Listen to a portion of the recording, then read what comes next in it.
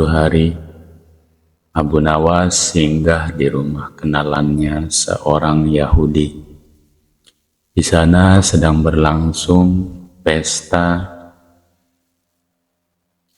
ada permainan musik, dan banyak juga yang menonton sehingga suasananya sangat meriah. Semua tamu yang datang terlibat dalam permainan musik itu, termasuk Abu Nawas yang baru saja masuk. Ada yang main kecapi, ada yang menari-nari, semua bersukaria.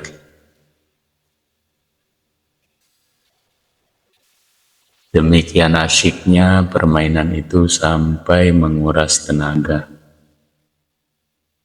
Dan ketika para tamu sudah pada kehausan, tuan rumah mengedarkan minuman kepada para hadirin. Masing-masing mendapatkan secangkir kopi. Ketika Abu Nawas hendak menghirup kopi itu, ia ditampar oleh si Yahudi. Namun karena larut dalam kegembiraan, hal itu tidak ia hiraukan dan diangkatnya lagi cangkirnya. Tapi lagi-lagi ia ditampar. Ternyata tamparan yang diterima Abu Nawas malam itu cukup banyak. Sampai acara selesai sekitar pukul 2 dini hari. Di perjalanan pulang, Abu Nawas baru berpikir, jahat benar perangai Yahudi itu. Main tampar saja, minumnya seperti binatang, kelakuan seperti itu tidak boleh dibiarkan berlangsung di negeri Baghdad. Tapi apalah dayaku hendak melarangnya. Aku ada satu akal. Akhirnya pada keesokan harinya Abu Nawas menghadap Khalifah Harun ar-Rasyid di istana. Tuanku, ternyata di negeri Tuan ini ada suatu permainan yang belum pernah hamba kenal, sangat aneh. Di mana tempatnya? Tanya Baginda Khalifah. Di tepi hutan sana, mari kita lihat aja, Baginda. Baik, kata Abu Nawas. Nanti malam kita pergi berdua saja dan tuanku memakai pakaian santri. Tapi ingat, kata Baginda, kamu jangan mempermainkan aku seperti dulu lagi. Setelah sholat Isya, berangkatlah Baginda ke rumah Yahudi itu ditemani Abu Nawas. Ketika sampai di sana, kebetulan si Yahudi sedang asik bermain musik bersama teman-temannya. Maka Baginda pun dipersilahkan duduk. Ketika diminta menari, Baginda menolak sehingga ia dipaksa dan ditampar pipinya kiri dan kanan. Sampai di situ Baginda baru sadar ia telah dipermainkan Abu Nawas. Tapi apa daya, ia tidak mampu melawan orang sebanyak itu. Maka menarilah Baginda sampai peluk membasahi badannya yang gemuk. Setelah itu barulah diedarkan kopi kepada semua tamu. Melihat hal itu, Abu Nawas keluar dari ruangan dengan alasan akan kencing, padahal ia langsung pulang.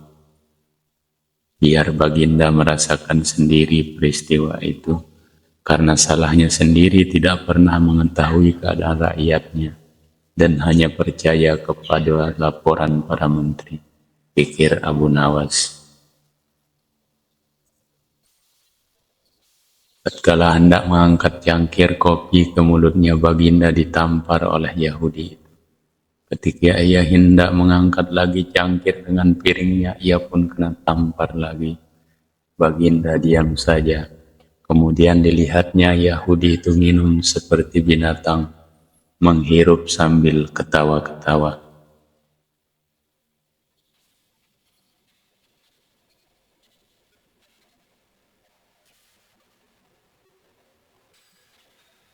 Apa boleh buat, pikir Baginda, aku seorang diri dan tak mungkin melawan Yahudi sebanyak itu.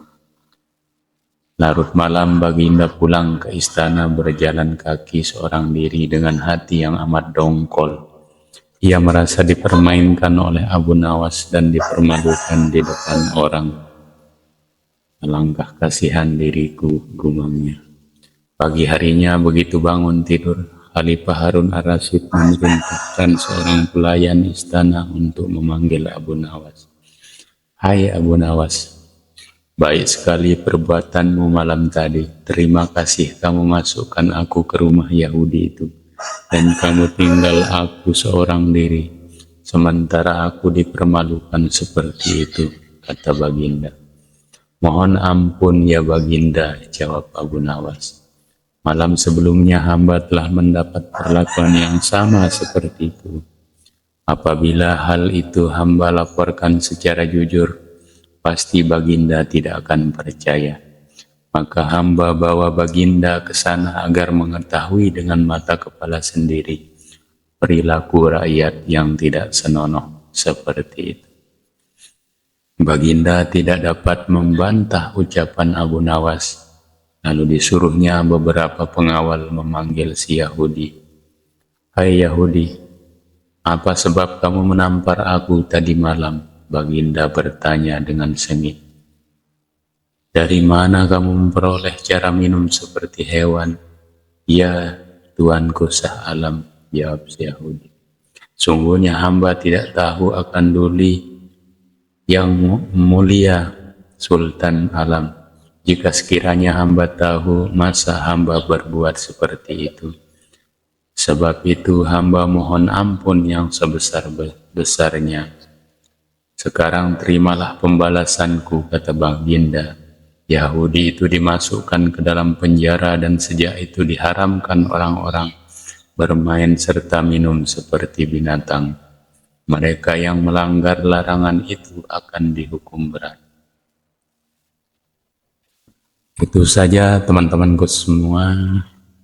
Semoga bermanfaat. Terima kasih buat kalian yang sudah mengklik video ini dan menonton. Jangan lupa kritik dan saran dari kalian untuk kemajuan channel ini.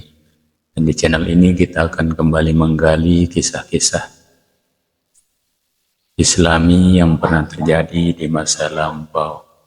Oke, itu saja. Wallahul muwaffiq wal hadi ila sabilir rasyad. Assalamualaikum warahmatullahi wabarakatuh.